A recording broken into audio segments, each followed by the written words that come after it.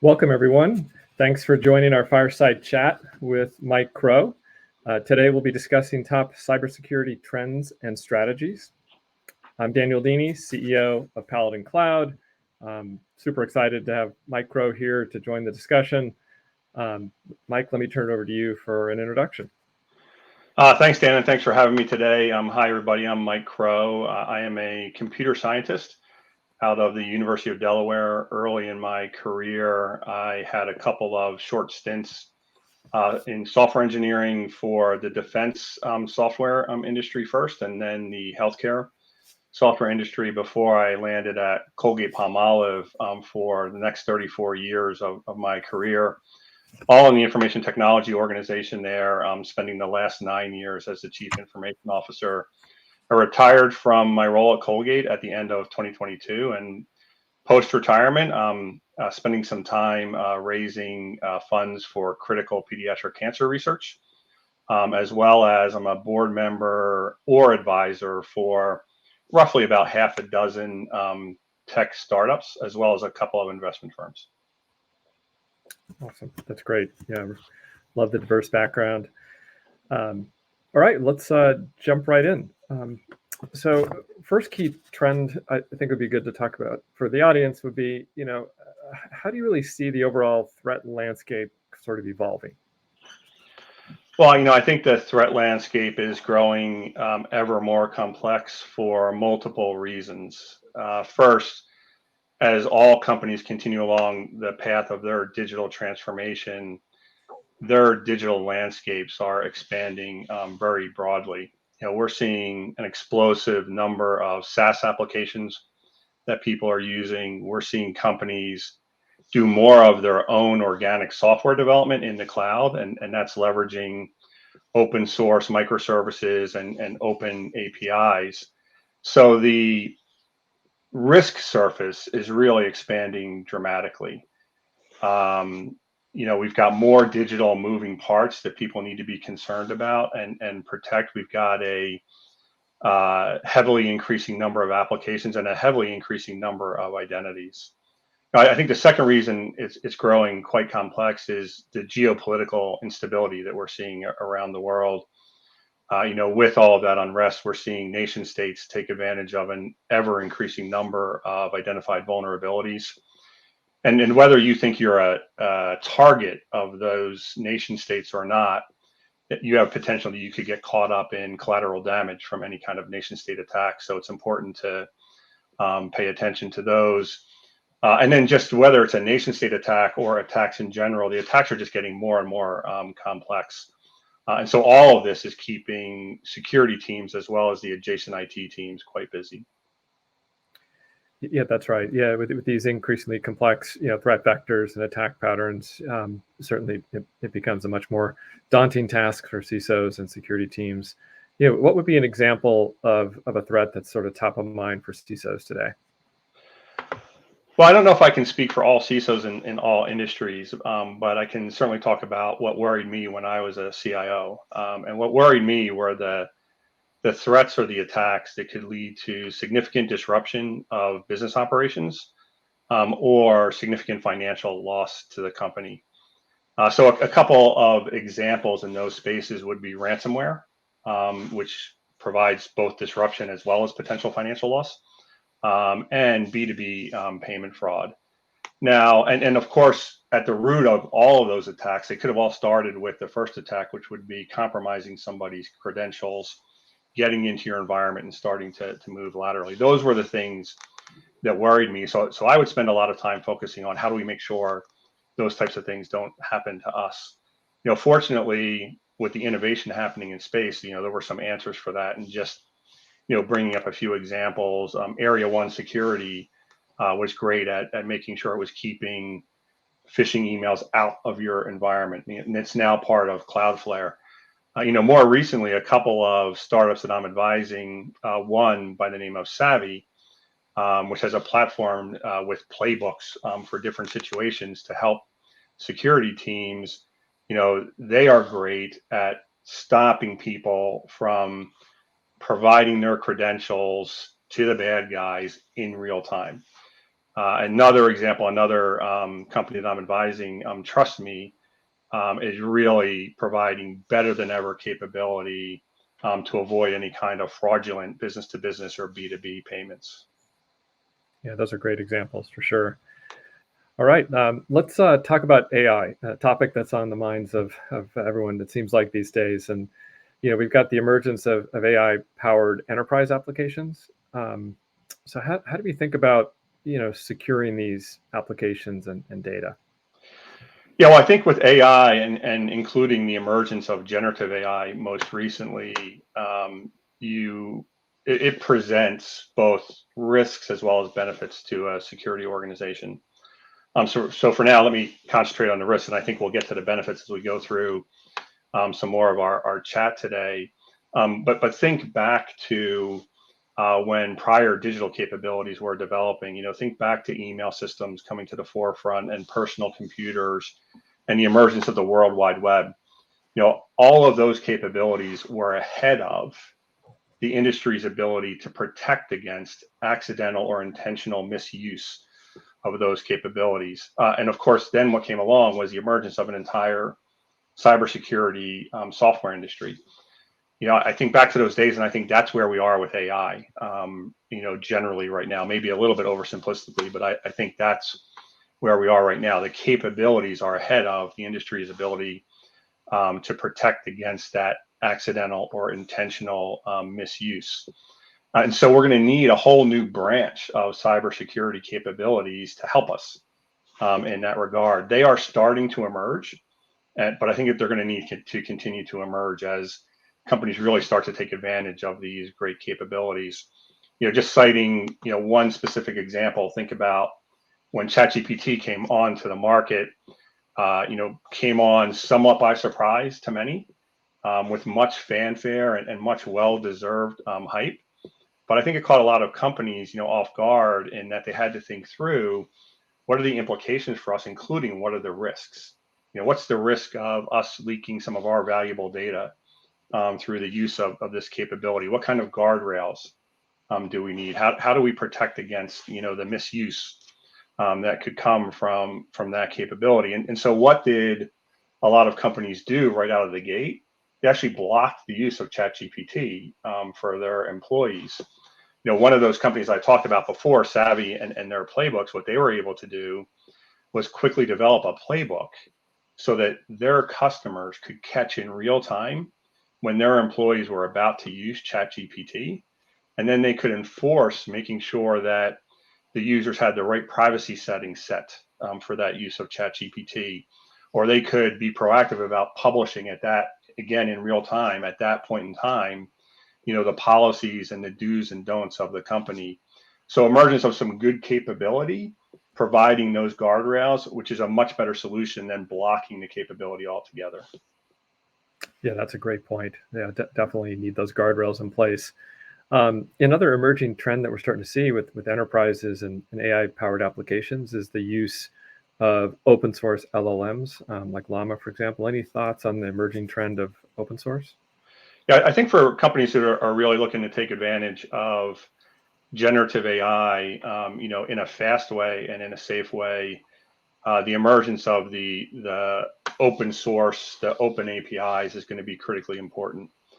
As I mentioned before, right, companies have a lot of valuable proprietary data at their disposal that they don't want to just release, right? So they don't want that to be exposed by use of the proprietary LLMs, that you would see from OpenAI or from Google or from others. Rather, they want to be able to create their own private LLM for that valuable proprietary data that they have, making sure that they're protecting that data while then also leveraging the open APIs to the functionality, right, to the algorithms, to then be able to produce valuable generative AI applications for both internal and external use. The internal use for helping internal employees with their jobs, with their productivity, and the external use being able to provide new products and services that they haven't been able to provide before using generative AI to their customers. Yeah, that makes sense. All great points for sure. we'll keep monitoring that trend. So yeah, let's kind of shift gears. I mean, one of the key trends that we're starting to see, with the increasing threat landscape, is that enterprises are looking to kind of beef up their defenses and kind of overall posture. When you sort of think about kind of the full stack applications, data security, cloud security, what are some of the key trends and strategies there? Well, I think most CISOs, if not all CISOs, have for a long time been adding a large array of best of breed capability into their cybersecurity arsenal. And I think that's appropriate. If there's any area today that deserves best of breed deployment, it is cybersecurity. And that's a reflection of the importance. There's just too much at stake. It's a reflection of the complexity, in that particular area. And to your point, right, the complexity continues to grow for the reasons that we talked about before. So more and more solutions are needed. With that said, deploying all of those different solutions adds complexity for the security team. So I think one thing CISOs are always looking for is how can I simplify? How can I simplify the landscape? But it needs to be simplification without giving up capability, right? Simplification while you're also advancing the capability and moving the needle forward. So you could get that simplification from consolidation of capabilities within the industry. But I think more likely today, this simplification is coming from additional solutions introduced into the environment that integrate well with the solutions that are already in place and correlate the data and the signals across all of those existing solutions. Yeah, absolutely. That's great. And to that point, when you sort of think about, the different signals and alerts, one of the trends that we're starting to see is risk-based, prioritization kind of across tools. Any thoughts on that trend? Well, I think with a lot of what we've talked about so far, Dan, the bottom line here is that security teams are busier than ever before, and they were too busy to begin with. So I think that aspect of prioritization is absolutely key for them, and automation behind the prioritization as well. So that's what I like about your solution in Paladin Cloud, which you incorporate into the environment. It integrates well with a lot of those existing security solutions that we've talked about. It automates the task of collecting data and signals from across those various solutions. It automates using generative AI risk-based scoring to then give CISOs and their security teams real-time insights on the risks that exist, but more importantly, the priorities that they should be going after. What should they be working on first, second, third? What are the things that could wait because maybe there's some mitigating controls in place? These are things that probably every securities team is doing one way or another, but in a lot of cases, it may be through manual efforts, and that automation that you're providing to get to that prioritization faster and to get to that trust is absolutely key for this increasingly complex environment. Awesome. Yeah, great. Well, yeah, when you kind of shift gears to kind of remediation, so if you kind of think about, okay, let's figure out the best way to prioritize, and then, how do we drive remediation in an efficient way? And automation comes to mind, workflow and processes. And in many cases, with global organizations or enterprises, you may have a decentralized kind of org structure and different levels and tiers. So how do you see sort of that remediation process evolving, and kind of what's the role of automation there? It's a really good follow-on question to the previous topic as well. And I think for all the same reasons, automated remediation and automation in general is critically important. Now, it could be in the past that CISOs or some security teams, may have been reluctant to let automated remediation just happen. I do think that is likely changing for a couple of reasons. One, again, for all the reasons that we talked about, I think it's just becoming absolutely necessary. The second point is that I think the tooling is making it much easier for CISOs and their teams to trust the automated remediation. because the tooling is providing explainability as to why the automation is making decisions that it's making, and it's giving the security teams a chance to walk before they run. We talked about the automation in your platform around bringing the data feeds in and the automation of the analysis and then providing the advice, to the security teams. But you also have automated remediation at your platform, if not completely automated, at least giving the security teams a chance to, with one click, do remediation. That's really important for some of the same reasons that we talked about before. There's too much work. We need more productivity. We need more tools like that to help the security teams. If I can bring up one more example, when it comes to automation, one of the companies I had talked about before, TrustMe. TrustMe is also integrating into existing enterprise solutions, not just security solutions, but your ERPs and other enterprise solutions, and using APIs to read data where it exists, and then using advanced algorithms, AI algorithms, to detect potential B2B payment fraud in progress and prevent that fraud. These algorithms are so sophisticated that they are providing either zero or very few false positives, which in my experience, I think that's really rare, in the cyber industry. So very powerful algorithms providing better protection against B2B payment fraud than ever seen before. And again, similar to comments before, companies may be handling that B2B payment fraud through manual processes today.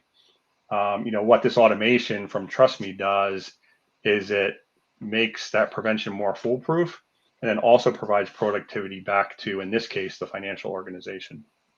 Yeah, that's a great example for sure. One of the things that we're starting to see is the emergence of ticketing systems playing a key role, especially with DevOps teams.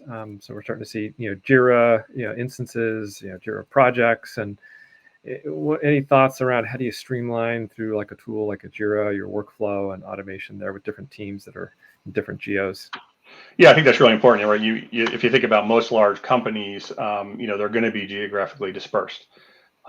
Even within a single country, they're going to be between different facilities. But then when you get to large multinational companies, you've got people all around the world, and that can even include parts of the security team, parts of the IT team, and so on.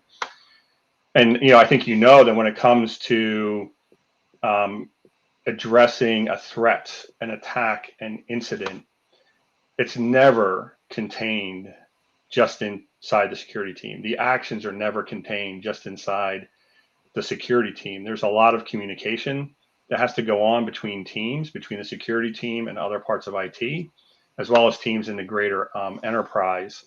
And there's tasks to be done that may belong to the security team or may not belong to the security team. So there's a whole coordination that has to happen here in terms of response when you're trying to address these things. And of course, you want all that to happen accurately, and you want it to happen as fast as possible because you're trying to burn down that risk. And so with all that communication involved, with all those different steps that have to happen, a ticketing system like Jira or something else to automate that human workflow is absolutely critical for speed and accuracy.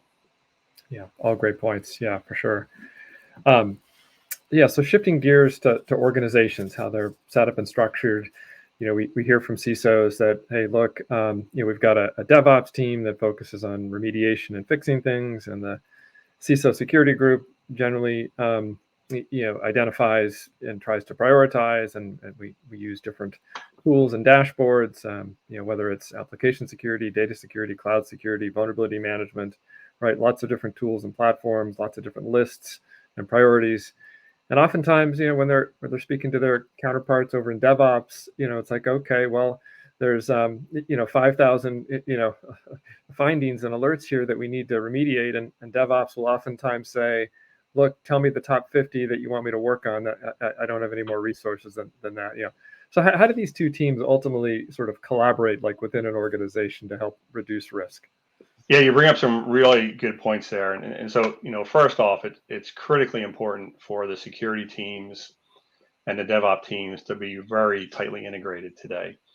If that's not the case, then I would say something needs to change quickly. And they have roles to play. The security team, they need to be setting the expectations, right? They need to be doing the education to the DevOps teams on best practices and the expectations on how things should be done. They also need to be doing the monitoring and the detecting when things are falling outside of those parameters, outside of those policies, and risks are starting to emerge. The DevOps team needs to take all that education seriously, and they need to be responsive to the security team. So, they do need to burn down that risk that the security team is advising. Now you bring up a good point in that they could be feeling overwhelmed for a lot of the reasons that we've talked about, because they're trying to add capability to the business. And the security team wants them to address that long list of things. So I think an important point for both the leaders of security and DevOps is to provide the right tooling, and I would say a lot of this tooling exists and continues to emerge, but provide the right tooling for the DevOps teams to get things done the right way from the start, right? If you provide that capability, then that improves the productivity of both teams, and there's less of that chasing things after the fact, right? Less of that long list of things to attack after the fact. It's easier said than done, but I think these are key things. The final thing that I would add about the two teams working together is you need empathy created on both sides of that equation. And I think a good way to create that empathy between the two teams is cross-functional assignments. Take some of your DevOps people and put them on a security team for some period of time. Take some of your security people and put them on the DevOps team for some point of time. That really is a great way of each side gaining that empathy for what the others are up against. Love that idea. Yeah, great idea on cross-functional teams and really generating empathy for sure. I mean, one of the trends that's still early that we see is the emergence of kind of a hybrid bridge team, like a DevSecOps type team. So do you think we'll start to see that role sort of expand and grow in organizations? I think we will see it grow. I do think we'll accelerate that. It's always a tough choice to make when you're talking about making organizational changes, and is it necessary to make the organizational change or just have the teams work together? Of course, I've talked about the importance of the teams working tightly together. But one way to do that is through some organizational consolidation as well. I think in any event, whichever way you go after it, I don't think there's a right or wrong in terms of the approach, as long as you keep the objective in mind, right? And again, I would come back to, I think the objective you need to keep in mind is that you're trying to improve the efficiency and that productivity of both teams. And you're trying to get to where things are being done right the first time, rather than having to react with remediation after the fact. Yeah, that's a great point. Oftentimes you kind of see this tug of war where security is focused on risk. DevOps that might be more aligned, let's say, with the business unit, and servicing and supporting customers, keeping operations, keeping uptime on platforms.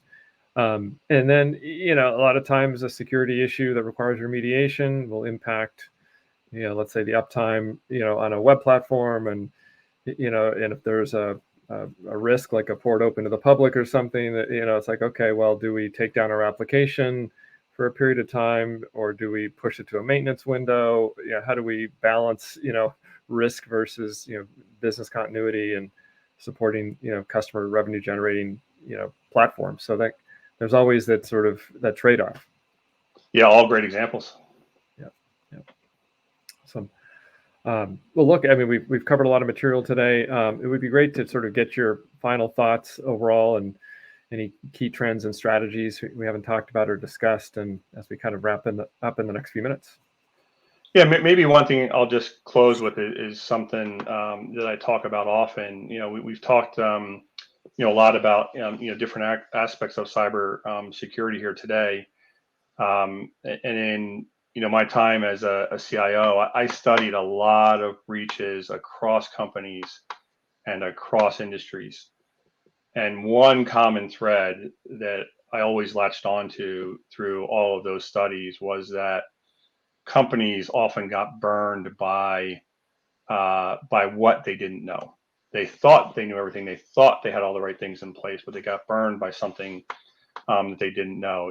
Some simple examples. It could have been that they thought everybody had multi-factor authentication enabled throughout the organization, but then as they were studying what happened in a particular breach, they realized that there was an exception, and it's the exceptions that kill you. And somebody got their credentials compromised. They started to move laterally through the network. That's what led to problems. Again, just one example. Another example could be that companies could have thought they had burned down a whole bunch of technical debt and decommissioned systems. And then when they were investigating, a particular breach, they found out that a legacy system had been left in place, nobody using it, but it was still up and running. It was compromised, and it was a foot in the door for attackers to get in there. So what I'm always asking is, how do we find out what we don't know? Because what we don't know is what's going to kill us. Now, there are technologies, products, cybersecurity products that help you with that. We talked about a number of them here today. There's a long list of additional, product capability that can help you automate finding out, what you don't know.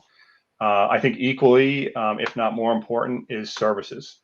If companies are not utilizing these types of services today, I would recommend they do. And what I'm talking about is first class, top notch, offensive minded, offensive skilled capabilities to test your defenses and turn them loose on trying to test your defenses. Don't expect the report to come back clean. If that report comes back clean, I would say you probably need to go find another top notch firm to redo those tests of your defenses.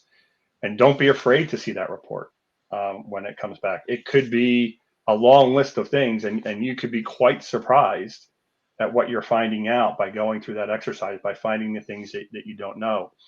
It doesn't matter if that's a long list of things, right? What matters is the objective of the exercise was for you to find out what you don't know, so that then you can systematically prioritize the hottest things to go after and burn down that risk all the way until you've got it all whittled away, because you want to address those things you don't know before somebody else finds out what you don't know. The bad guys find out what you don't know and use that to attack your environment. Wow, great words of wisdom there, Mike, for sure.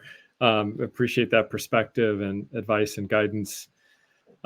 Look, as we wrap up here, really wanted to thank you for sharing your insights and perspective, Mike, and your experience. So thank you so much for taking the time.